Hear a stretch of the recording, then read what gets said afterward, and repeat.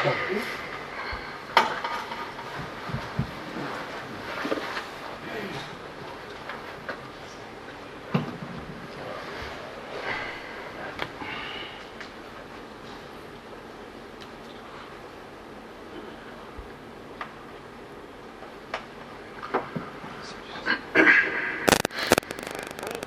الله الرحمن الرحيم، والصلاة والسلام على سيدنا محمد وعلى آله وصحبه أجمعين. الحمد لله نحمده ونستعينه ونستغفره ونستهديه ونؤمن به ونتوكل عليه ونعوذ بالله من شرور أنفسنا ومن سيئات أعمالنا. من يهد الله فلا مضل له ومن يضلل فلا هادي له، وأشهد أن لا إله إلا الله وحده لا شريك له، وأشهد أن سيدنا محمدا عبده ورسوله بلغ الأمانة وأدى الرسالة ونصح الأمة وكشف الغمة وجاهد في الله حق جهاده حتى أتاه اليقين. اللهم اجزه عنا خير ما جزيت به نبيا عن قومه ورسولا عن أمته، آمين. يا أيها الذين آمنوا اتقوا الله حق تقاته ولا تموتن إلا وأنتم مسلمون.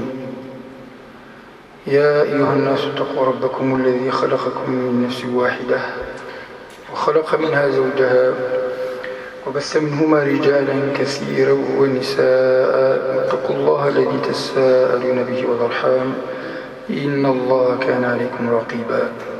يا أيها الذين آمنوا اتقوا الله وقولوا قولا سديدا يصلح لكم أعمالكم ويغفر لكم ذنوبكم، ومن يطع الله ورسوله فقد فاز فوزا عظيما. اللهم اجعلنا من الفائزين. اللهم علمنا ما ينفعنا ونفعنا بما علمتنا وزدنا علما. رب إني أعوذ بك أن أقول زورا وأخشى فجورا وأكون بك ربي مغرورا.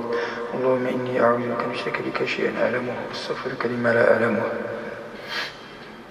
أحبتي الأكارم، نجتمع في بيت من بيوت الله عز وجل نتدارس ما ينفعنا دنيا وأخرى. ومن أعظم المواضيع التي يجب أن نعيرها اهتماما كبيرا هو ما اخترناه كعنوان وما اختاره الإخوة الأكارم، موضوع يتعلق بحسن الخلق، لا من باب سرد الآيات والأحاديث التي تتحدث عن هذا الفضل، لأن عامة المسلمين يعرفون قيمة حسن الخلق، لكن الإشكالية تتعلق بالطريق الموصل إلى التخلق بما أوجبه الله عز وجل ورسوله صلى الله عليه وآله وسلم، حتى لا يبقى الأمر نظريا وإنما نصيره إلى التطبيق. وهذا في الحقيقة هو تخصص أهل الله الذين يدورون على الله عز وجل، ومجال عملهم هو تهذيب أخلاق الناس. لكن لا يمنع هذا أن ينفع بعضنا بعضا، وأن نتناقش وأن نتحاور في هذا الموضوع من باب قوله تعالى: وتعاونوا على البر والتقوى. وقد ورد في الحديث عند مسلم: البر حسن الخلق. البر حسن الخلق.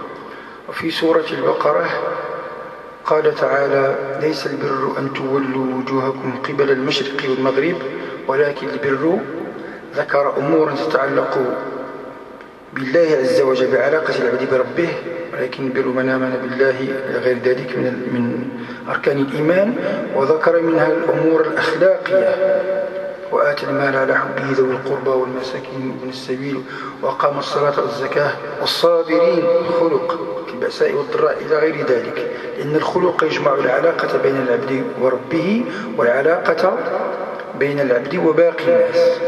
إذن جماع هذا الأمر كله هو البر في ميزان الشرع. الحديث يقول في صحيح مسلم: البر حسن الخلق. وعلى هذا يجب أن نتعاون وأن يفتل بعضنا في حبل بعض.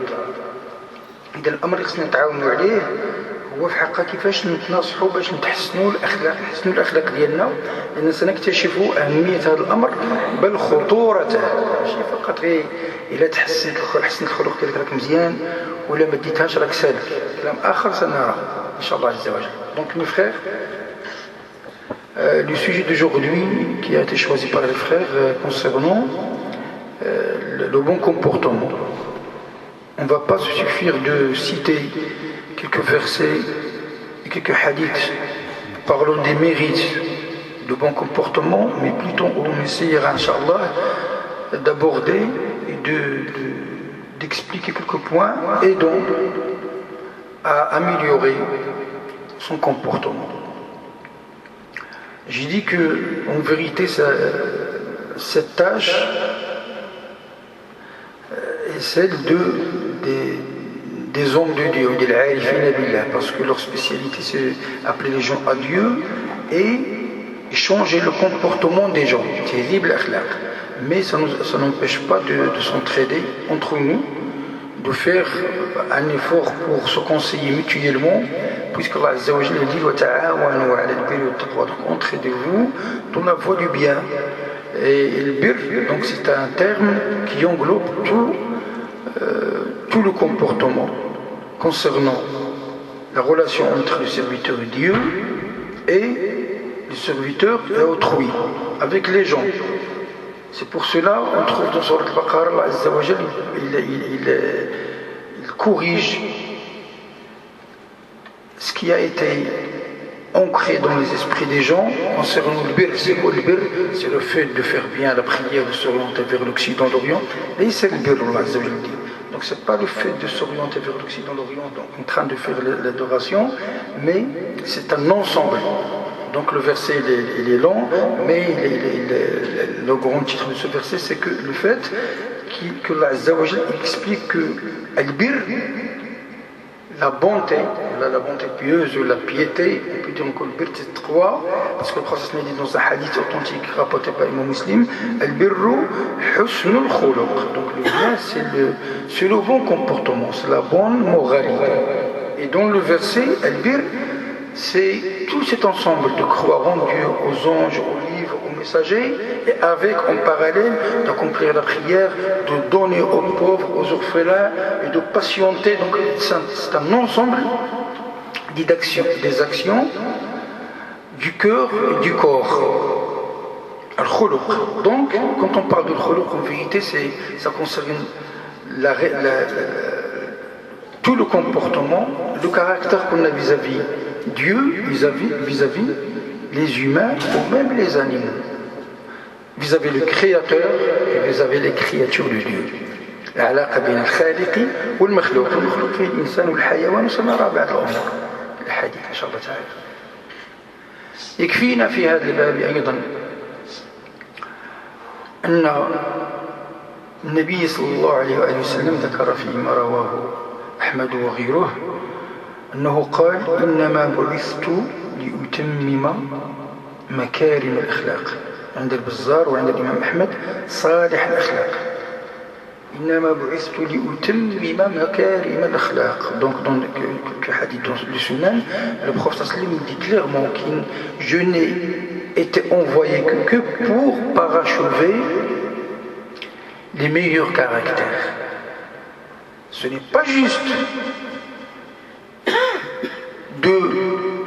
d'expliquer aux gens, ou enseigner aux gens le bon comportement, mais regardez, subhanallah, de parachever le bon comportement.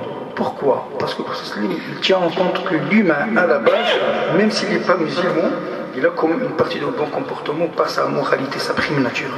الإنسان لاحظوا فصاحة النبي صلى الله عليه وسلم لم يقل بعثت لأخلق الناس، لأتمم مكارم الأخلاق. يؤتمم يعني في الأصل هناك مكارم وأخلاق، إما أنها من بقية ما جاء به الأنبياء من قبل أو من فطرة الإنسان، لأن الإنسان ليس كالحيوان، الإنسان على أي يتميز عن الحيوان بعقله وخلقه، بفطرته يعرف الجميل من القبيح، يعرف الحسن من المشين والسيء، ولكن يحتاج إلى الشرع ليكمل هذه الأمور، فجاءت النبوة لتتمم مكارم الأخلاق، يعني احترام النبي صلى الله عليه وسلم لباقي الناس، وكأن فيهم أصل الخلق، وإنما جاء ليتمم. احنا شي مرة نسكر بحال اللي كنقولوا راه فيه الخير ولكن تتمم. Donc, vous voyez l'objectivité du prophète sallam et le bon comportement du prophète sallam dans ses propos déjà, le fait qu'il reconnaît qu'il y a à la base le bon comportement chez l'humain, à la base. Mais il est là pour parachever ce côté du bien. Parce que l'humain, dans sa prime nature déjà, il raisonne, il connaît le bien du mal. Mais le prophète me l'a dit, je n'ai été envoyé, ou je ne suis envoyé que pour parachever les meilleurs comportements. C'est-à-dire qu'il a résumé la question de sa religion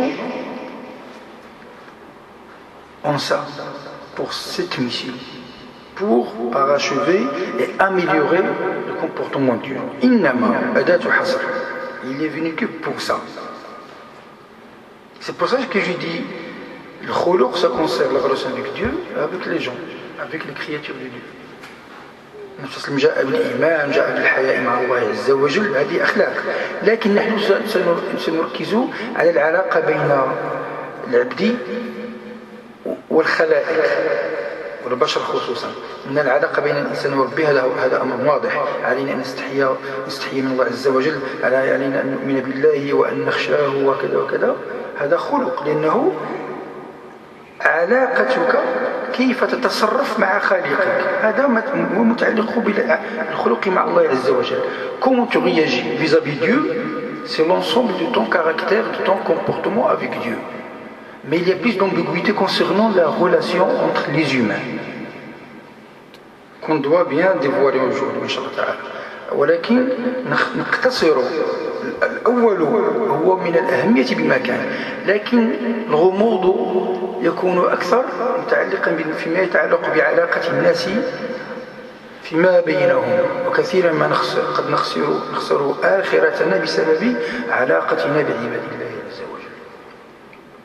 ولاحظوا أن النبي صلى الله عليه وسلم لما وصفه الله عز وجل وصفه بالخلق، إما بالتفصيل في بعض الآيات، ولو كنت فظا غليظ القلب، أمور أخلاقية، ولكن عندما اختصر المسألة في كلمات وجيزة قال وإنك لعلى خلق عظيم. Allah Azza wa Jalla, quand il a décrit le Prophète sallam, dans plusieurs reprises dans le Coran, il parle du caractère du Prophète sallam, comment il réagissait, le bon comportement, sa miséricorde, etc. Même وما أرسلناك إلا رحمة للعالمين، عنوان الخلق الرحمة. Il n'a été envoyé que pour cette miséricorde. Et dans un verset, il donne ce résumé, Allah Azza wa Jalla. Certes, tu es d'une grande moralité. Il y a des détails du comportement du Prophète sallam, mais dans son verset, Allah Azza wa Jalla parle du comportement du Prophète sallam. Donc on ne peut pas parler de l'islam, on ne peut pas imaginer qu'on est en train de suivre le Prophète sallam ou représenter la religion du Prophète sallam étant loin de son comportement. Mais quel comportement? De quoi s'agit-il? هذا الأمر ديال الخلق كيفاش نبداوه؟ الحريرة نبداوها على مسألة ماشي سهلة.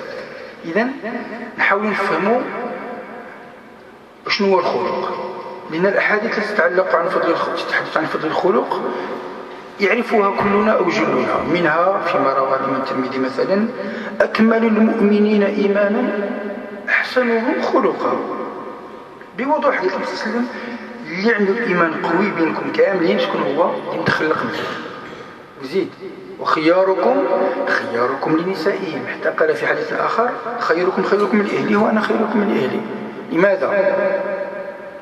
الإيمان الكامل من الإيمان يتعلق بالعقائد والأفعال، وهنا تتم مسألة الأخلاق لتكمل، فلا يكمل الإيمان بدون حسن الخلق.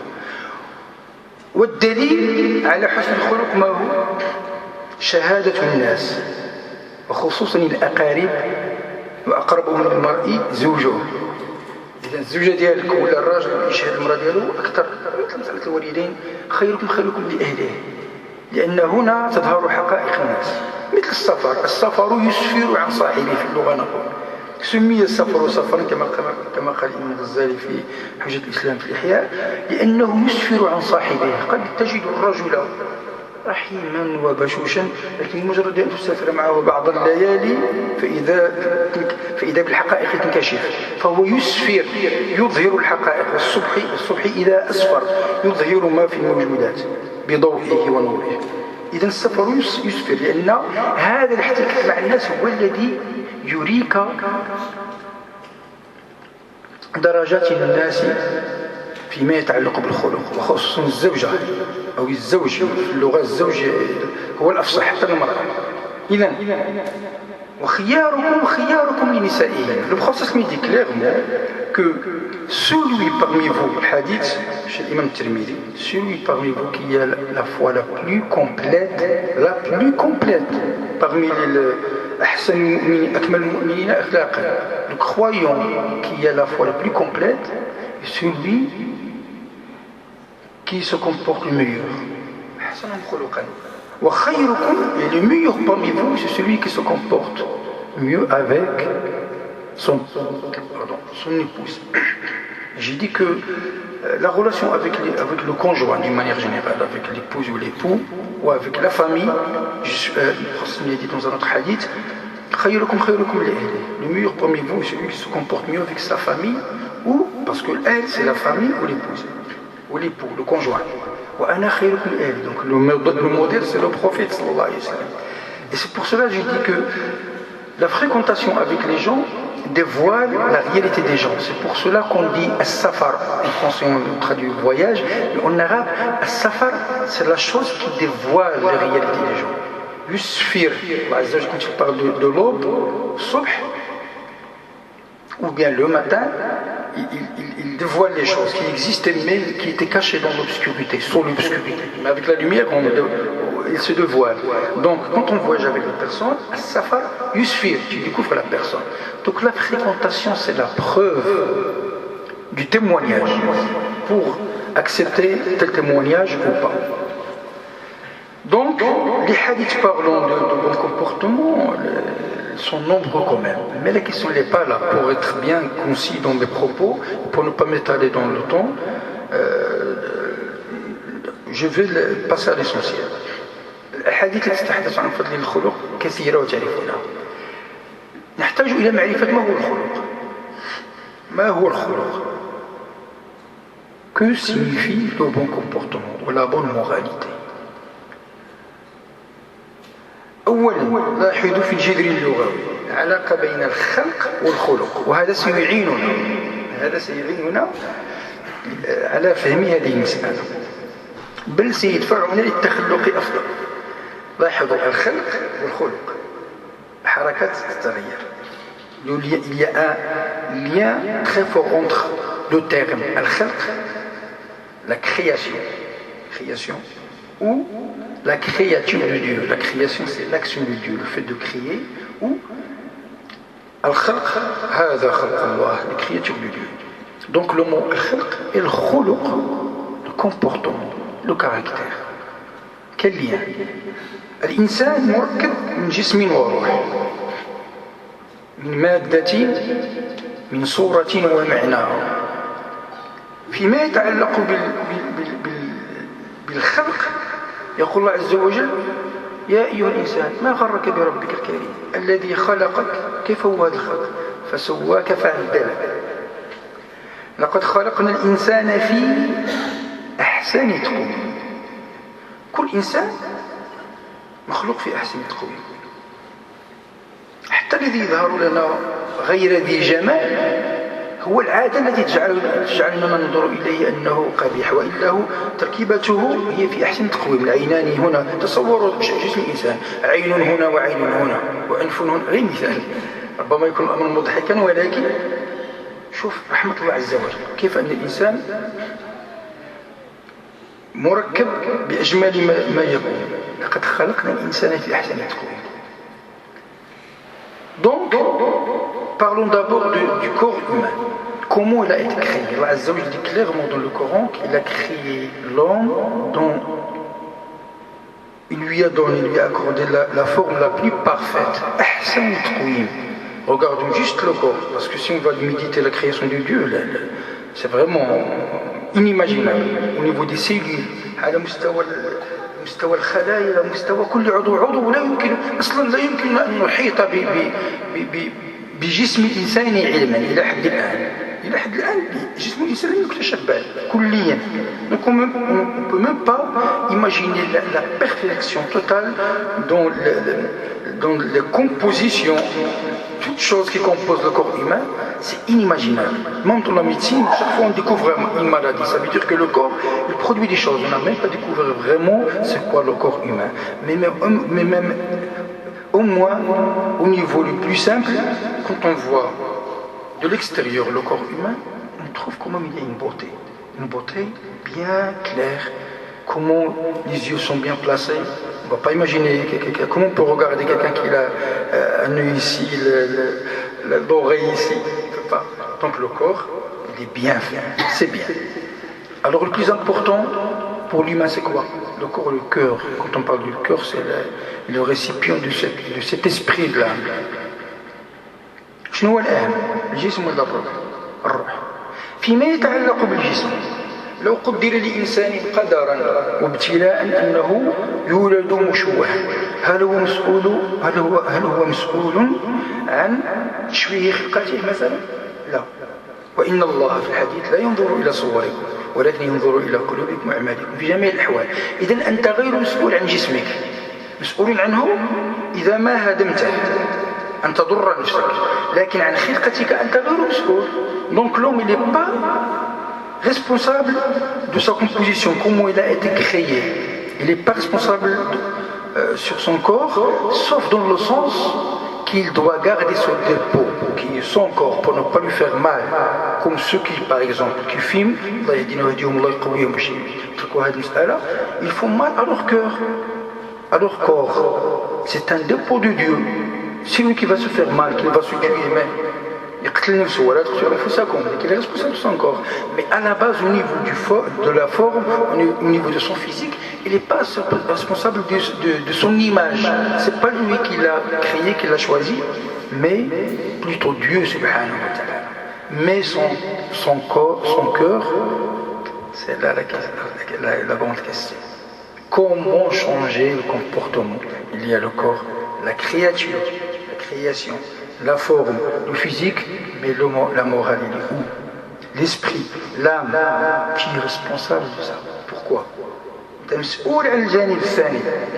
هناك الجسم تحدثنا عنه، أما النفس فماذا قال الله عز وجل عنها؟ ونفس وما سواها. لاحظوا الجسم مركب في أحسن تقويم، والنفس ونفس وما سواها الله عز وجل أقسمها، بل إنه أعظم قسم في القرآن، هو أطول قسم في القرآن. الشمس وضحاها والقمر، في الآخر ما هو جواب القسم؟ قد أفلح من زكاها. أعظم قسم كان يتعلق بتزكية النفس، الذي هو جماع مسألة حسن الخلق. هو تزكية النفس، يتعلق الخلق بالتزكية، بعملية التزكية. إذن الله عز وجل في سياق هذا القسم يقول ونفس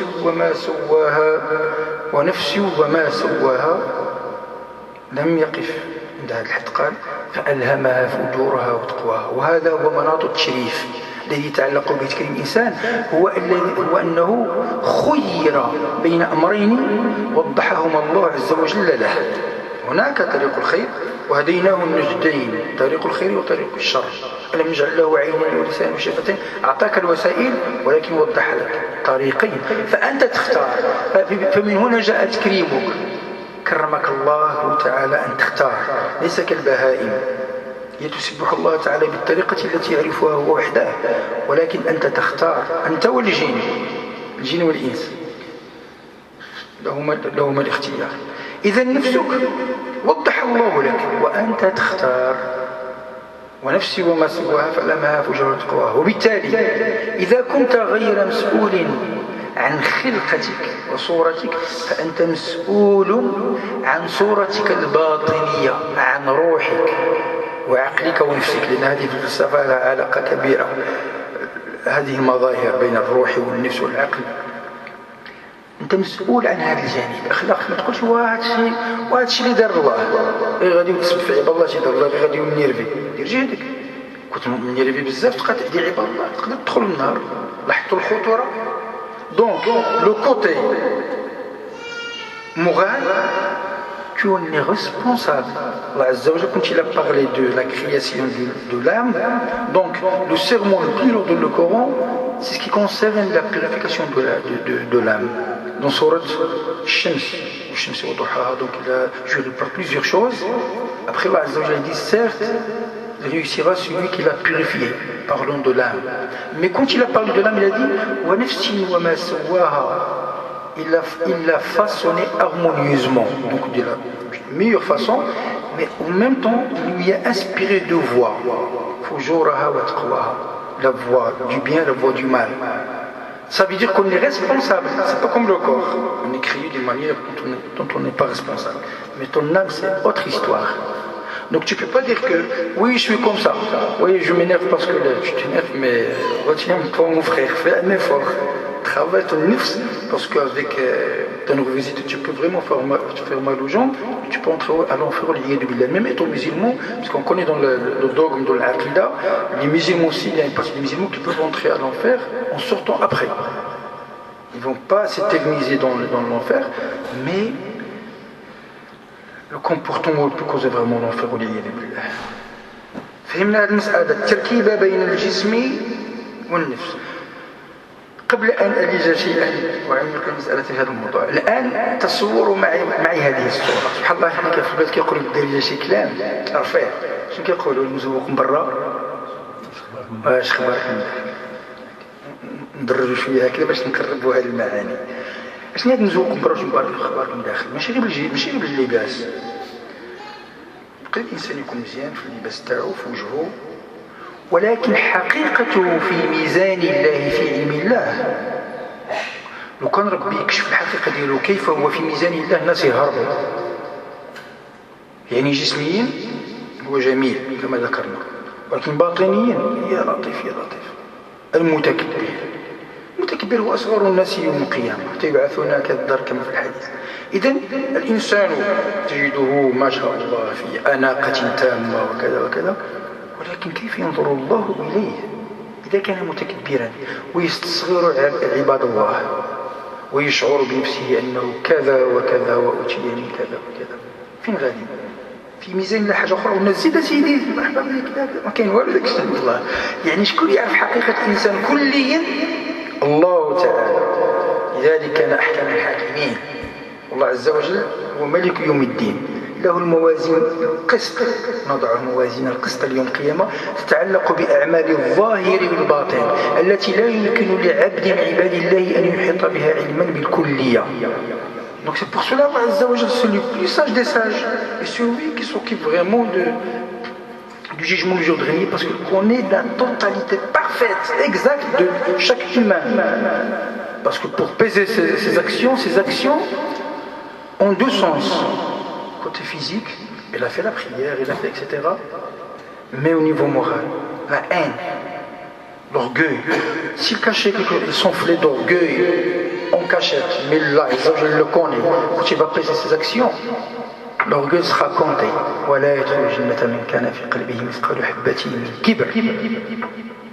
Celui qui a le poids d'un atome ne rentrera pas au paradis. Ayons ce poids très minime, mais il doit se purifier dans l'enfer s'il ne s'est pas purifié dans cette vie d'ici-bas. يطهر في النار قبل يدخل الجنة إذا كان مسلما، إذا لم يطهر بالتوبة في هذه الأرض. تلاحظوا كيف هو وأعظم به من موضوع والخطب جسيم الإخوان، لأنه كل واحد يجب أن يراجع نفسه كيف هو خلقي. Chacun doit se remettre en question. Quelle est ma place auprès de Dieu? Parce qu'il me connaît. Je ne dois pas me baser sur ce qu'ils disent les gens. Parce que Allah, il a une autre balance qui est la plus exacte. ما هو الخلق؟ الإمام الجرجاني وهو من كبار أئمة الإسلام الذي له كتاب صغير في المبنى وعظيم في المعنى، لأنه يعرف فيه دقائق الأمور. من بين التعريفات نجد مصطلح الخلق. كيف يعرفه؟ يقول لك هو هيئة في النفس تصدر عنها راسخة، تصدر عنها الأفعال. المهم هو فسرها بتفسير، أنا أقرب هذا الفهم. يقول لك هو هيئة في النفس راسخة، بمعنى وشنو هو الخلق؟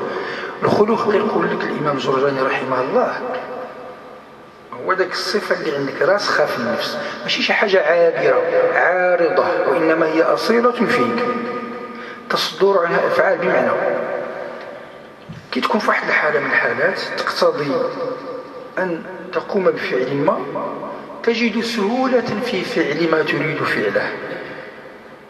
بمعنى والخلق فيه الحسن وفيه السيء بطبيعة الحال. إلا كانت عندك السهولة باش دير الخير فعندك خلق حسن، كانت عندك السهولة باش دير الشر عندك خلق سيء والعياذ بالله. ولكن هو يقول أن الخلق، وهذا بحق ليس عليه فقط الإمام الجرجاني ولكن عليه عامة العلماء، لأن الخلق متعلق بما هو يسهل عليك، صار دأبك وطبعك. أقرب الصورة، هو هيئة في النفس راسخة تصدر عنها الأفعال. نقرب بواحد المثال، أقرب المسألة بمثالين. بمثال مثلا الكرم والشجاعة. هناك من ليس طبعه الكرم، ولكن يكون في واحد الحالة ويشوفوا شي مسكين يدور معاه حتى واحد 20 أورو ولا 10 أورو ولا كان في واحد الحالة عطى، في ديك الوقت اللي عطى هو تكرم. ولكن إذا لم يكن طبعه الكرم فلا يعد كريما. غير ديك الوقت حمد الله وعطى الواحد فهذه الحالة خاصة. أما الكريم فهو الذي هذا طبعه هيئة في النفس راسخة تصدر عنها الأفعال، يعني يجد السهولة. كل ما كان شي باب ديال الخير بسم الله، وربما يكونش عنده كاع حتى شي بركة كبيرة يعطيه اللي كاين، يشارك هو في الخير، ما حارمش راسو الخير. طبعه هكذا، هذه الهيئة صورة داخلية في النفس تصدر عن هذه الأفعال، فيجد من نفسه السهولة ليعطي ليكرم. هذا يعد كريما. والذي يبذل بعض المال في حالات خاصة قد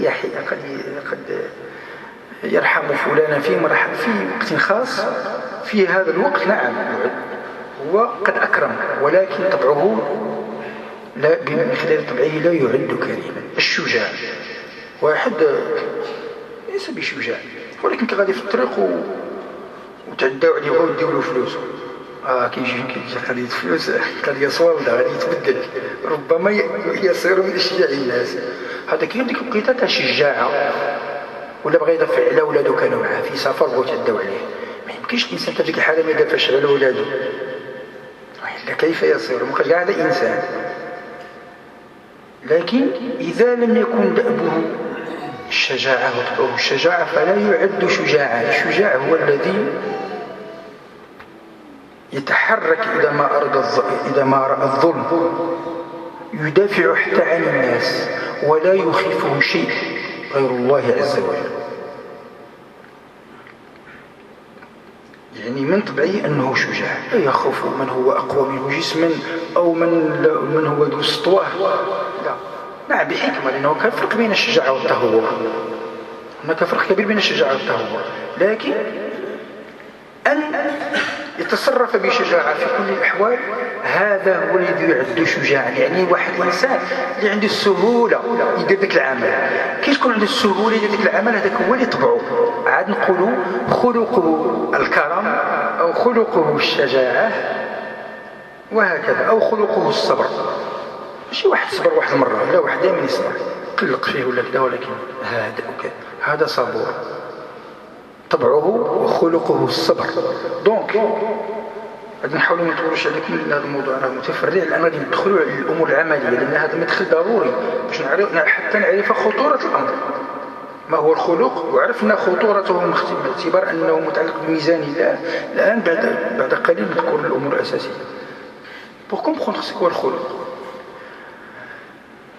comment on peut définir le comportement de manière générale, parce qu'on a le bon comportement et le mauvais comportement. وفي العربية عموما نقول إنسان ذو خلق، لو أردنا أن نفسر علينا نقول ذو خلق حسن، لأنه قد يكون ذو خلق سيء، ولكن إذا ما أطلق هكذا ذو خلق ضمنيا يعبر عنه أنه ذو خلق حسن، لأن أصلا الإنسان خصو يكون ذو خلق حسن. Donc quand on dit qu'il a un comportement, il peut avoir un mauvais comportement. Soit on dit un bon comportement, un mauvais comportement. Mais d'une manière générale, en arabe, quand on dit ذو خلق, il a quand même un comportement, ça veut dire, il suffit que de ce mot. Khuluq, comportement, ça veut dire il a un bon comportement. Mais c'est quoi le comportement? Pour rapprocher, rendre plus accessible cette image, il me suffit de deux exemples, la générosité et le courage. Quelqu'un qui est généreux, on dit que son comportement c'est la générosité, il est vraiment généreux. Il ne s'agit pas de celui qui va donner une fois, il n'a pas cette habitude de donner, de dépenser l'argent pour les gens. Mais il s'est trouvé devant un pauvre une fois, il a senti quelque chose, il a donné à ce pauvre 20 euros, 30 euros. De temps en temps, ce n'est pas généreux. Mais en ce moment, alhamdoulilah, il est compté chez Dieu. Chaque chose, il est compté. En ce moment, il faut rester objectif, il est bien, il est bon là, il a fait quelque chose. Mais on ne peut pas dire qu'il est généreux, sauf si la générosité est devenue un caractère. Donc sa réaction naturelle, ça veut dire le moment où il trouve une grande facilité pour donner, c'est la générosité. En ce moment, on dit que la générosité, c'est son caractère. Même Georges nous dit qu'il s'agit d'une disposition, d'un caractère qui pousse la personne à réagir avec facilité. Donc celui qui donne toujours, c'est celui qui est généreux. Et le courageux de la même chose, de la sorte, on ne peut pas imaginer que le courageux, c'est celui qu'il était sur la route, il avait une somme d'argent, on veut l'agresser. Il a peur de perdre son argent, il était vraiment à Lyon. En ce moment. Mais en dehors de ça, il ne réagit rien, il a même peur des gens. Le moment où il était courageux, précisément pour ça, on ne peut pas lui dire, on ne peut pas lui décrire qu'il est quelqu'un de courageux. Parce que ce n'est pas son caractère. Mais celui qui est souvent brave et courageux, c'est celui qui est courageux. Parce que c'est son caractère. بمعنى أننا عندما نريد أن نتحدث عن حسن الخلق علينا أن نفكر كيف أجعل من الأخلاق الطيبة طبيعية وأنها جزء من ذاتي. ماشي مرة الخلق ومرة تصدقوا. الكريم قريب من الله. إذن كيف أصير هذا الخلق جزءا من طبعي. La question, c'est comment je change, tout simplement. Pour ne pas me suffire des bonnes actions de temps en temps, mais pour que les bonnes actions deviennent naturelles en moi, ancrées. dit Imam Jorjani, pour que ce comportement soit ancré en toi, devient un caractère. إذن عرفنا ما هو الخلق وعرفنا أهميته، لأنه الخلاصة باش تحس بالأهمية ديالو هو ربي راه كيشوفك. Pour être bien conscient de la gravité de la question, il faut sentir le regard d'Allah Azza wa Jal. Comment il te voit, parce qu'il te connaît. Et tu es un ensemble. Tu n'es pas un corps, mais un corps et un cœur. Le plus important en toi, c'est le cœur. Comment on change? Comment on peut changer? كيف لنا أن نغير أخلاقنا؟ المسألة الأولى، أذكر بعض العناصر وأترك لكم إذا أردتم إضافة إن شاء الله. المسألة الأولى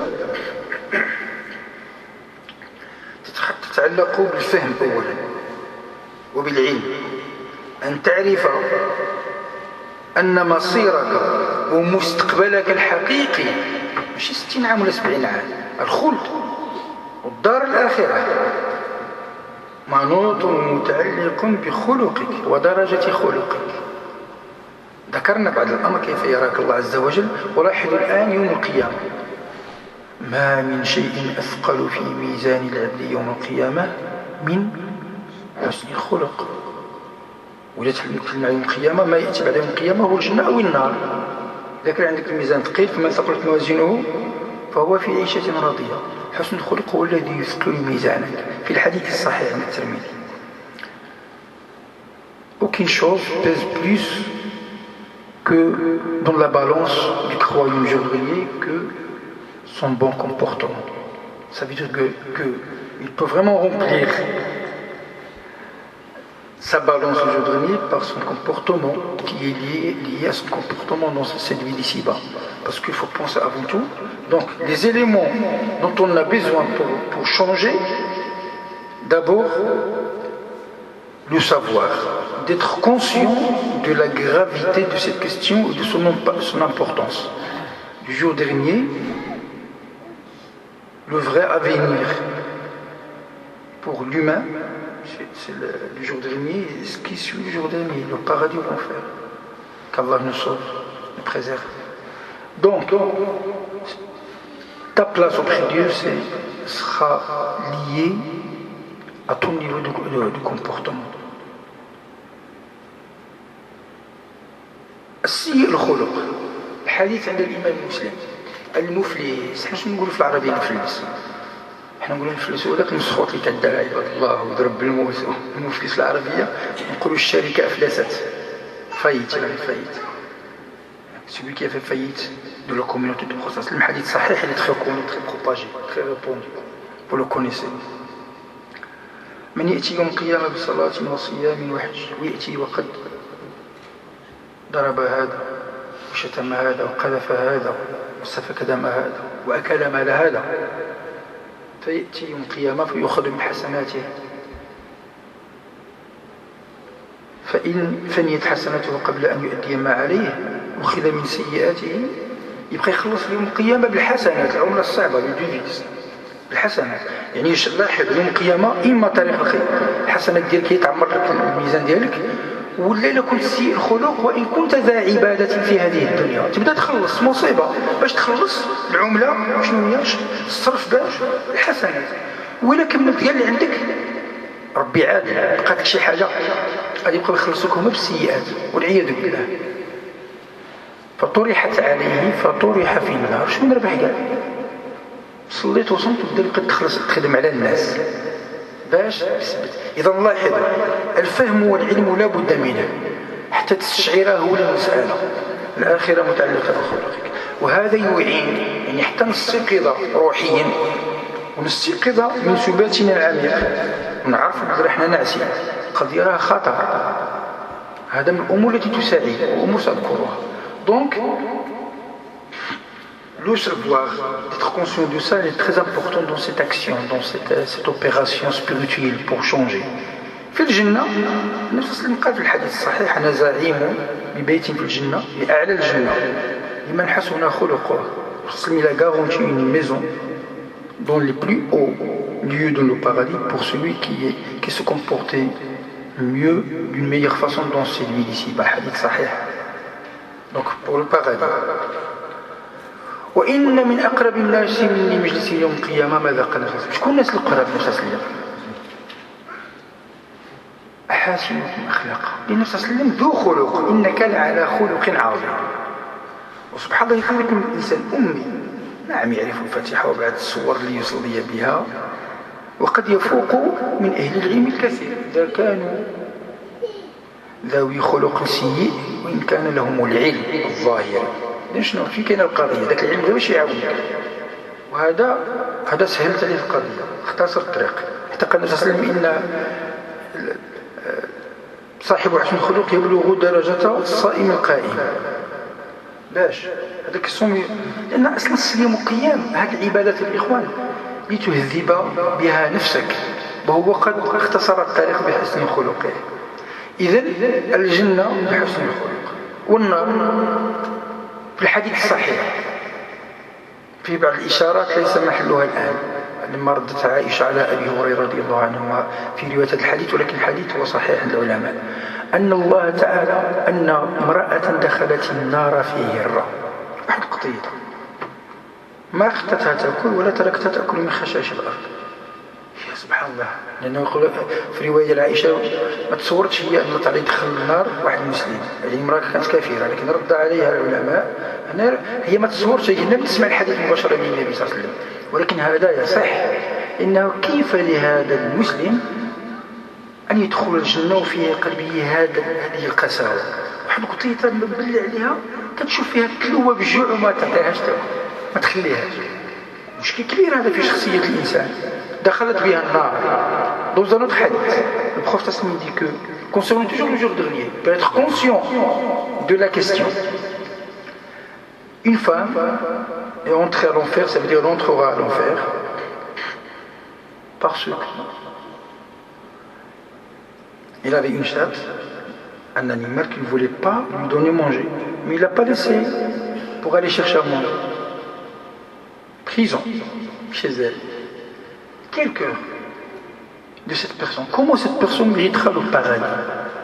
Elle voit un animal, un chat, il a vraiment faim, il lui donne rien, il ne le laisse pas aller chercher à manger. Vous voyez le comportement avec un animal. Allah Ta'ala في الحديث غفر لامرأة زانية لأنها سقت الكلب, celle qui a brevet un chien qu'il était pervers, donc il commet le petit. Allah Azza wa Jal, il l'a pardonné grâce à cette action. الأساس هو معرفة هذه الأمور ما يتعلق بالآخرة يعين. نتابع ذكر الله عز وجل عموما يطمئن القلب ألا بذكر الله تطمئن القلوب والذاكر يتغير حاله أخلاقه تتأثر بما ينبعث من قلبه لأن قلنا هو في النفس راسخة ولها علاقة بالقلب والقلب إذا ما اطمأن بذكر الله سيؤثر على باقي الجوارح. ذكر الله عز وجل. Donc le rappel, invoquer Dieu, mentionner Dieu influence certes le comportement parce que les propres membres s'influencent de ce qui est dans le cœur. Ici, le nom d'Allah demeure le cœur, cela se reflètera sur les propres membres. ولكن بالأخص في الذكر هناك مسألة من الأهمية المكان عند علماء التربية ما يتعلق بالصلاة على النبي. ذكرتها مرة موعظة بعد الصبح بعد العصر لا أذكر متعلقة بالصلاة على النبي صلى الله عليه وسلم. شنو قال الرسول صلى الله عليه وسلم في الحديث الصحيح المشهور من صلى عليه صلاة واحدة صلى الله عليه بها 10 وإذا صلى الله عليك صلاة واحدة يخرجك بها من الظلمات إلى النور بدليل قوله تعالى هو الذي يصلي عليكم وملائكته يخرجكم من الظلمات إلى النور منها ظلمات الخلق السيء إلى طيب الخلق. ولكن الشاهد عندي هو ما يقوله أكابر السن عموما في البلدان العربية كيشوفوا شي واحد دابز مع شي واحد مقلق إما أننا نقولوا قول أعوذ بالله من الشيطان الشيطان يبعدوا ولا نقولوا صلى على النبي صلى على النبي. سبحان الله عميقة هذه تربوية تصلي على النبي لأنك بمجرد أن تصلي عليه تنزل هذه الرحمة.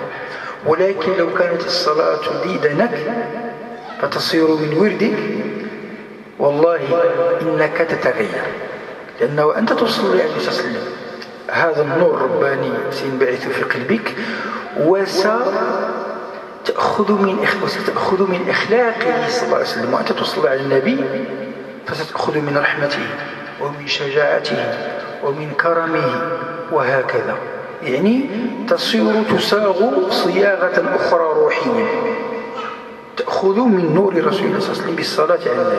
Donc parmi les remèdes si vous voulez pour ce traitement donc pour changer le fait de prier fréquemment sur le prophète. Déjà, il prie une fois sur le prophète d'Allah, Dieu priera 10 fois sur nous, d'après le hadith authentique. Ici, Dieu prie sur les gens, c'est quoi le résultat? Il va faire sortir des ténèbres vers la lumière, d'après le verset coranique. Alors qu'on a une habitude dans les pays musulmans, celui qui est dans un état vraiment emporté, énervé, les gens essayant de le calmer, lui disent c'est notre méthode surtout. Soit on dit mais pourquoi? Parce qu'ils ont appris ça auprès des grands savants du cœur, salihin. Parce qu'une fois on prie sur le prophète, il y a cette lumière dont j'ai parlé, mais si la personne prend cette habitude, le comportement commence à changer. Parce qu'il va puiser cette lumière morale du prophète sallallahu alayhi wa sallam. Son comportement va changer il va suivre les pas du prophète dans son comportement. وأختم بأمرين حتى لا أطيل عليكم كثيرا. من الأذكار يعني قلنا العلم يتعلق بالآخرة، الذكر ذكر الله عموما وبالأخص صلى الله عليه وسلم، والدعاء الذي هو من العلم أيضا، الذي هو من الذكر أيضا. من الدعاء ماذا كان يقول صلى الله عليه وسلم في دعائه الحديث الذي رواه الطبراني: اللهم كما حسنت خلقي فحسن خلقي. لاحظتوا العلاقة التي تحدث عنها من قبل، العلاقة بين الخلق والخلق. اللهم كما حسنت خلقي فحسن خلقي. بل هذا التضرع هو الملاذ، لأن عندك ما تقول الله عز وجل: اللهم آت نفسي تقواها. هذا في الحديث المسلم يعلمنا، وإلا هو أطهر الخلق. اللهم آت نفسي تقواها وزكيها أنت خير من زكاها. أنت تقوم بالواجب، تجتهد، ولكن تخرج من حولك وقوتك. اللهم لا تكلنا إلى أنفسنا طرفة عين ولا أقل من ذلك. اللهم أعط نفوسنا تقواها وزكيها أنت خير من زكاها أنت وليهم مولاها. بمعنى شنو كتقول له؟ يا ربي راه فيه ما يتشاف كدير لي. هذا التضرع هو المهم في الدعاء، ماشي الزواق ماشي الظاهر. وأنت تتضرع إلى الله، ربي يعرف مكامن نفسك. يعني أنت تجتهد ولكن يا ربي كتغلبني نفسي، أنا كنتقلق، يا ربي نقص لي الكرامة، نقص هذه. عندما ستر الله تعالى يعطيك من أعظم الوسائل التي تتغير بها خلقيا. Donc parmi les meilleurs remèdes, c'est l'invocation. Et notamment, dans un hadith, le prophète il disait: Allahumma hassan kama hassan khalqi. Oh Dieu, comme tu m'as embelli, ou comme tu m'as bien formé, embelli ma création, ou tu m'as bien formé, donne-moi le bon comportement. Parce qu'il y a ce lien entre le khuluq et le khalq, comme j'ai dit tout à l'heure. Mais il y a d'autres hadiths dans lesquels le prophète demandait: Allahumma ati nafsi taqwaha. Oh Dieu, accorde mon âme sa piété. Wa zakkiha, purifie-la, parce que tu es le meilleur, son meilleur purificateur. Ça veut dire qu'on est en train de montrer qu'il est dépourvu du tout, il ne peut rien faire. C'est un enseignement spirituel et prophétique. Ça veut dire, en parallèle de ton action, tu essaies, tu dois comme demander Dieu, parce que la question est plus énorme. Et surtout, peut-être, tu vas te focaliser sur quelques comportements pour changer, en oubliant d'autres qui peuvent te gâcher le jour dernier. تقدم تبقى تقول أنا عندي نقص في مسألة الصبر أو مسألة الرحمة، ولكن كاين شي حوايج تحسبهم راهم عندك، ولكن تقدر تنساهم، ومنهم تقدر تجيك الضربة. لذلك أنت تجتهد ولكن تدعو ربك ليحسن أخلاقك. Donc meilleure chose c'est de demander Dieu, faisons toujours l'action. وأختم بمسألة من الأهمية بمكان، وإن جاءت في آخر الدرس، ولكن لأن لابد أن نسبق ذكر الله عز وجل والصلاة والسلام المتعلقة بالصحبة، صحبة الناس. ويكفي في هذا الباب الحديث الذي رواه أبو داود الترمذي الذي قال فيه رسول الله صلى الله عليه وسلم: المرء، وهذا حديث خطير يحتاج المحاضرة على الانفراد، المرء أو الرجل في رواية: الرجل على دين خليله. المطابقة يعني حاله دينيا يطابق حال صاحبه، المطابقة الكلية على دين خليله. والخليل ليس هو الصاحب فقط، الصاحب القريب المحبوب الخليل. اتخذ الله إبراهيم خليلا. يقول الرسول صلى الله عليه وسلم أن بقدر علاقتك بشخص ما أو بخليلك يكون مستوى إيمانك. المرء على دين خليله فلينظر، ثم يوصي رسول الله صلى الله عليه وسلم: فلينظر أحدكم من يخالل. اختر لنفسك، اختر لنفسك. ولماذا هذه العلاقة للصحبة تؤثر؟ Donc nous disons un hadith, on finit avec ce hadith selon Abu Daoud al-Tirmidhi. Le prophète sallallahu alayhi wa sallam a dit: Al-mar'u ala dini khalilih. Donc le degré de la foi de l'homme conforme à celui de son ami intime. La densité de la foi, ta densité de ta foi conforme exactement à celle de ton ami intime. Ça veut dire que tu l'as la même. conformément à ce qu'il y a ton ami. C'est très fort ça. Ala dini khalilihi, mais le khalil c'est l'ami intime, le plus proche. Après, il dit falyanzur ahadukum man yukhalil, que chacun parmi vous choisisse avec soin son ami intime. لماذا؟ لأن الأمر متعلق بالآخرة. أنت لك النظر ماذا تريد لنفسك. C'est à toi de choisir. Parce que le comportement, parce que le din, il est lié. On a dit, le din c'est le khuluq, c'est l'ensemble. Le résumé du din c'est le khuluq. Donc ton degré de khuluq, c'est comme ton degré du din, il est lié au niveau spirituel de ton ami intime. لماذا؟ لأن الطباع كما يقال لأن الطباع تسرق الطباع.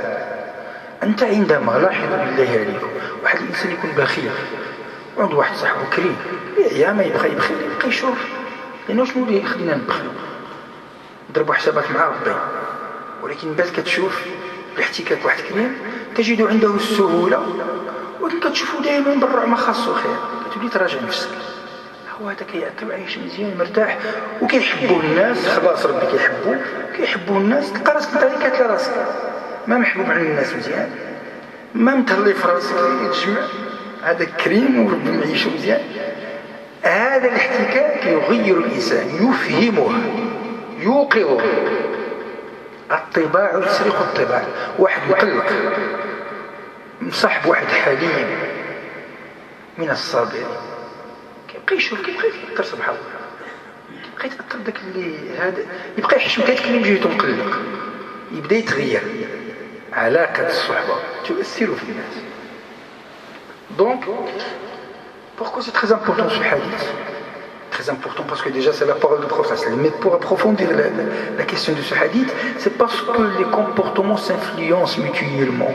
Si quelqu'un il est avare, il a un ami intime généreux parce que c'est un ami pour d'autres raisons, mais s'il essaie de le fréquenter, il va comprendre. Il va voir son ami intime qui est généreux, il vit bien, les gens l'aiment, lui manque rien, il est tranquille. Alors pourquoi? C'est quoi qui lui a causé l'avarice? C'est parce qu'il a peur de rester dépourvu de l'argent, de rester coincé. Alors il voit quelqu'un qui est généreux, il vit machallah bien. Il va comprendre avec le temps, grâce à cette fréquentation. Quelqu'un qui est nerveux, il a un ami qui est bien, clément, patient. Il va même se gêner de réagir chaque fois que vous êtes devant lui. Il va s'influencer. Donc, les comportements s'influencent. Au niveau du quartier, au niveau de la sociologie, c'est normal. في علم الاجتماع العلاقات بين الناس تؤثر فيهم بطبيعة الحال. إذن الطريق هو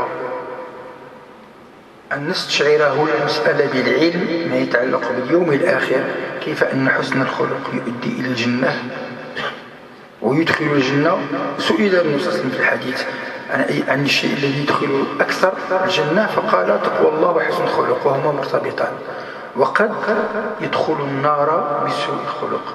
هذا العنوان الكبير أن أستيقظ وأفهم وأنتبه للمسألة.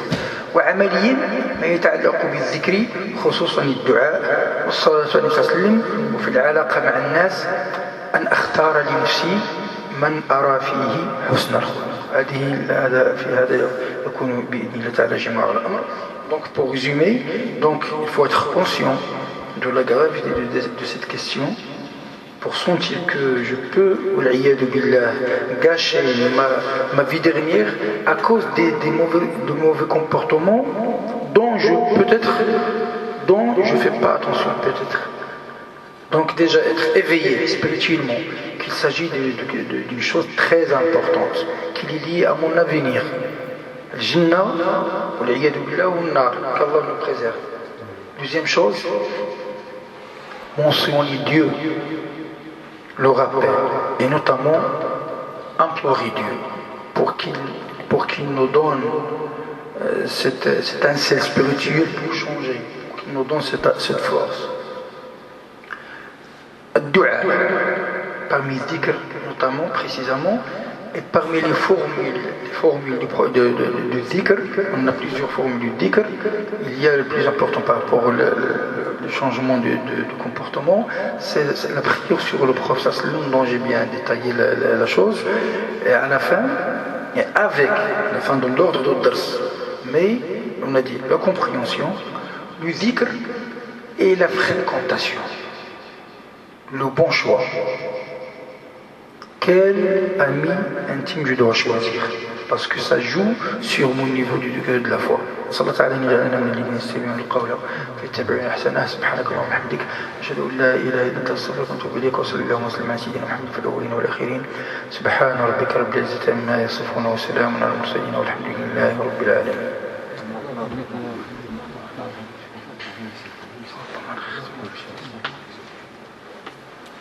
الفرنقة لا ينفع.